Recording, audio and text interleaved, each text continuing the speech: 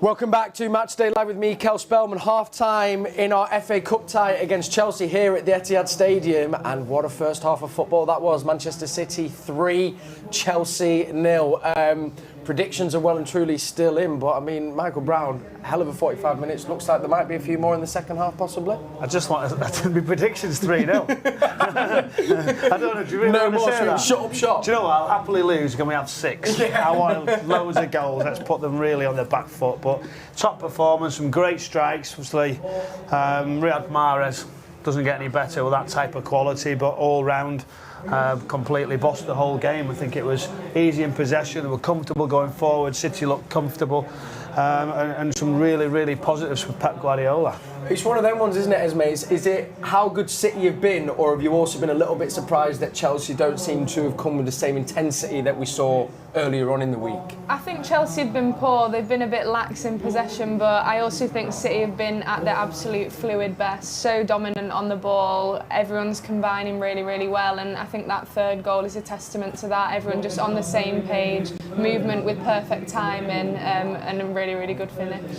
We saw a few changes, didn't we, Paul? 6 changes from the game on Thursday night. The players that come in, though, they've given us that energy, and actually, I think it's been a while since we've had a 45 minutes like that at the Etihad. If we think back to Everton and then Brentford, feels like we've needed that first half of football. Yeah, that's complete domination in the first half. You know, you can say Chelsea have been poor, but I would much rather say that City have been great. You know, we were saying before, didn't we, made 6 or 7 changes, but the one thing about this squad, you can make that amount of changes and it doesn't really weaken the team. Yeah. You know, the strength and depth and the quality and depth that they've got is absolutely fantastic. And you know, Ortega's hardly touched the ball. You know, he's not had a save to make.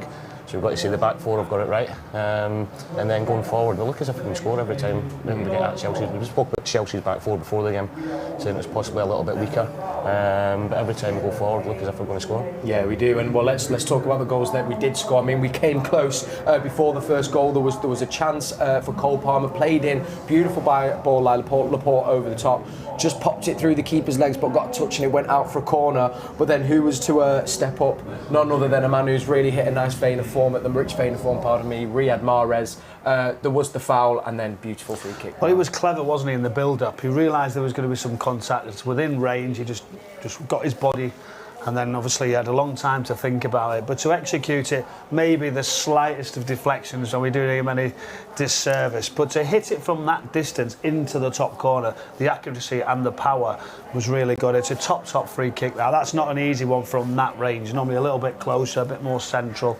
Right, but to beat him as well, to beat Kepa as well, you know, he's trying to get across. He's got a good reach, and he's still not getting there. It's that good, the free kick. But it's good to see him, isn't it? Getting the goals against Chelsea, we keep talking about. They give him confidence scoring that on Thursday night, and then he tries another one straight after that. Yeah, and he forced Kepa into a save, and also his performance when he's not having shots on target. Actually, I think he's been a key player in that first half in linking up and also getting us forward. He's had a great game. Do you know, I think when you're playing well and you've got Riyad Mahrez and he's confident and he's taking that touch, you don't really want him around. If I'm Chelsea, probably the last one, because he likes to show a ball, he likes to show his skills, and he likes that pat on the back. He likes to play with confidence, and he gets a little bit disappointed and disheartened when it's not going so well. But this type of game now is perfect for him. The confidence from goal the other night is one of the main reasons, because you know, we've seen Riyad in the positions before in games, and he's looked to cross it rather than to shoot. So getting the goal the other night, there, he's full of confidence coming into it, as Brown says. And it was a great. We were right behind it. And you wouldn't think it was like that, would you, Dickie? Do you know, like with confidence? But he is. Do you know, he wants to just do well, and it's like anybody when he's playing like that. Yeah, unbelievable. I mean, it's reminiscent of that form that he hit in when we had that great Champions League run. You know, when he was popped up with some big goals, and it does feel that, you know, he kind of had a slight dip in form, a bit in and out, but player of the month last year, he's really hit that kind of form that we need him to, hasn't he? Which is great for us and great for players around him. Second goal then came from our World Cup winner. First of all, the penalty. Now, I didn't get to see this, so it's a handball on Kai Havertz, I believe, Esme. Yeah, it looked like he just tried to be a goalkeeper for a moment and punch the ball away from the corner. So for me, definite penalty. And then Alvarez obviously was given the ball. We didn't know if Mahrez might take it, but obviously buzzing off confidence from the World Cup, he stepped up and nicely put into the corner. I mean, again, Kepa got a hand to it, but too much power. I mean, we're also very quick as well. We know VAR, I think, definitely has its flaws, and we struggle with it to understand it at times. But we believe, I mean, we can hear it from our gallery as well. They were right on that, and as you say, it's the right decision. So important to say. Then, of course, 2-0. We're thinking we'll take that at half time just to maybe keep your prediction in, Brownie. But City didn't stop there. It was relentless. And for me, I think favourite goal of the half, that third goal, Paul. Yeah, it was a proper team goal, wasn't it? It looked like one of the goals that the EDS lad scored yesterday. Yeah. You know, we're talking about the similarities and how the first team play. But great play, great touch by Riyad, great run by Kyle down the side, and then the composure to square it across, and lovely little finish from Phil. But, you know, we get slightly spoiled because we're used to seeing City score goals like that all the time. But it was just such a dominant performance. Yeah. And it was 3, it could have been 4 or 5 at half time. We could be sitting here talking about even more goals. So. Yeah.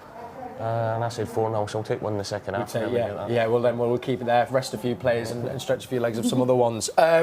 Just a couple of questions actually that came in on WhatsApp, and actually I think it's nice to ask around that half. First of all, I'll come to you, Brown. This is from Harry, who asked, what is your opinion on Kanji and Laporte at the back? And they've not been tested, but seem to have a very solid partnership there. I mean, they all do, really. Listen, they've got a good balance, haven't they? You know, I think what you have with having Laporte, you've got that left-footed option at different times who can play a longer pass.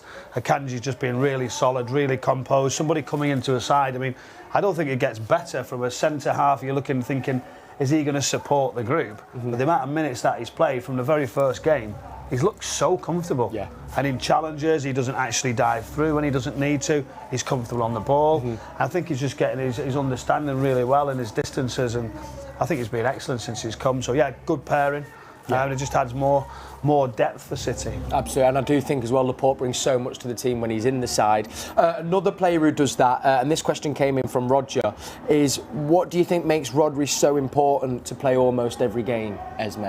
He just does everything that Pep Guardiola wants, which is playing the way he's facing, keeping it simple. He never does anything too spectacular besides the odd 40-yard screamer, which is obviously very spectacular, but he just receives the ball, he moves it on and just holds his position really well, and that's so important not only in possession for Pep but out of possession to make sure there's control for the counter-attacks, because he's ready to then step on and snuff out any loose balls as he did. I think he sort of moved Ziyech out the way and just picked up a few loose balls, and he's so talented at reading the game. Would you take him off now? Do you know, if you're half-time now, you're looking at the games coming forward and you see how pivotal he is for City, and he's had a couple of knocks at Stamford Bridge as well. Calvin, you look at, would you do Yeah. that? Calvin Phillips Yeah. as well. Yeah. Because he could be so important, couldn't he, if you lost to Rodri? Yeah. Because you're bang on, he took the knock.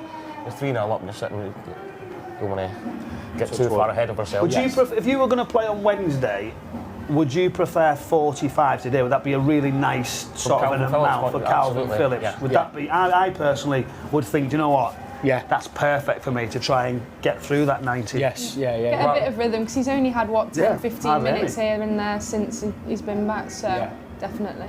And I'm excited to see Calvin Phillips as well. We saw what he gave at Leeds. I think Haaland put up a funny story this week that called him the Yorkshire Pirlo, and you know he's been unlucky with his shoulder injury as well. But I think Pep said he's going to be so important to us when we get now into this really business part of the season, Paul. He will be, and I thought it was a fantastic signing because I loved watching him at Leeds. I thought he was the best player. He was a leader on the pitch as well. He seems a really good lad off the pitch, but he was England's player of the tournament, Euros, wasn't he? Yeah. Last year, so it just shows you the quality that he's got, and he's just been unlucky that when he was starting to get minutes that he's done his shoulder, and then obviously been away the World Cup, come back. But I think, get him on the pitch and get as many minutes into him as you can. It's interesting that Rodri's improved so much, isn't it? But that's what you want, isn't it? Yeah, Do you know, like, you've got Calvin Phillips Yeah. sat there, and he pretty much now knows he is just waiting. Yes, yeah. For some sort of minutes, where Rodri at the moment's got it locked off for every game. Well, I was chatting to my dad, and I don't know if you'd agree, but I'd go as far to say, for me, I think, and I might be biased, but I think Rodri's the best holding midfielder in football at the moment. I can't think of anyone who's better in any team around Europe. He's improved so much. Yeah, and I always think your Guardiola. Carrick story when you said there was that season when all of a sudden, when you were in at Spurs, you couldn't get near Carrick or get the ball off him. That's like Rodri. And it looks like that now. He takes it and he understands it. Somebody's next to him, but still he rolls out every time.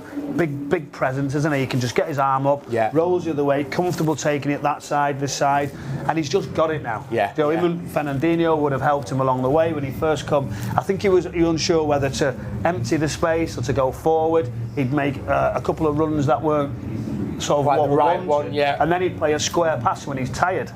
and it'd get caught out. All of a sudden, he's just got it. His game knowledge and management's fantastic. And I think especially the way Man City play, because one of the centre halves will always go and step in to join in and play. Full-backs want to go forward, and he just sits in there.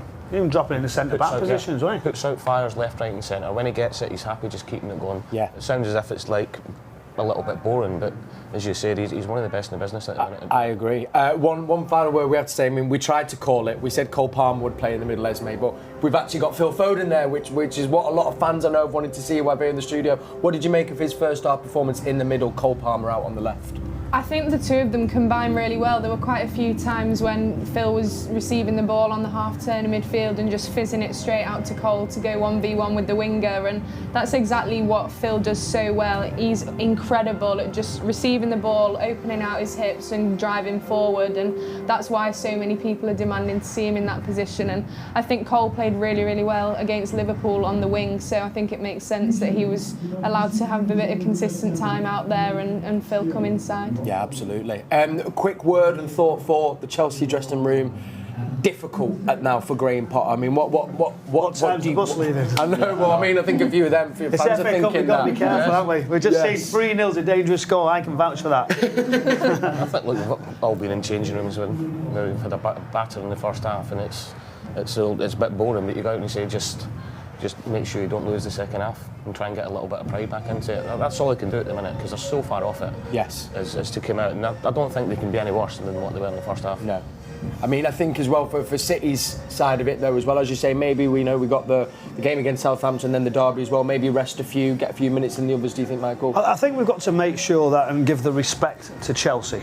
Do you know, to actually say, oh, we'll make 3 changes now. I don't think it needs that, but the Rodri situation, I think one change with a Phillips that could make sense. Yeah. But be careful. Let's get a little bit later on, 65, 70, see how it's developing. I think that's the point, isn't it? Respect has always got to be there against world-class players here. Yes, they're light in some areas, but there are still players who can do anything with the ball. Top players that we're playing against. But listen, I just think it's go out, front foot, lots of pace, control the possession, set the tempo again. That's it. I mean, it looks as well here, just quickly, Chelsea coming back out onto the pitch. There's definitely a change, number 20 for Chelsea, which I think is Chukwuemeka, I think.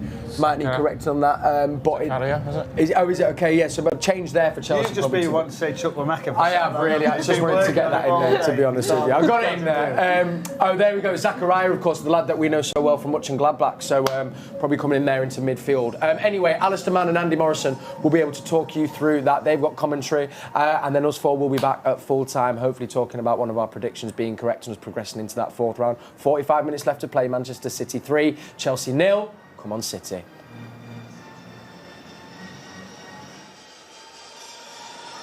Thank you, Kel. Welcome back to the Etihad Stadium. There are no City players out on the park at the moment. Chelsea have got 10 out there. I say 10 because they're about to make a substitution. Actually, they're going to make 2 substitutions just in front of me. I can see Fofana, who's a youngster who's come through the academy, and Zakaria, who is on loan from Juventus. They're about to come on. So a double change. I'm not surprised, really, bearing in mind they're 3 goals down. One of those who's come off is Mateo Kovacic. And I'm just trying to see who the other Chelsea player is who's come off. And it is Kai Havertz. So Kovacic and Havertz come off. Zakaria and Fofana have come on. Well, I have to say, not that I'm suggesting that Chelsea have given up on this, but they've got a very, very important game against Fulham in the Premier League.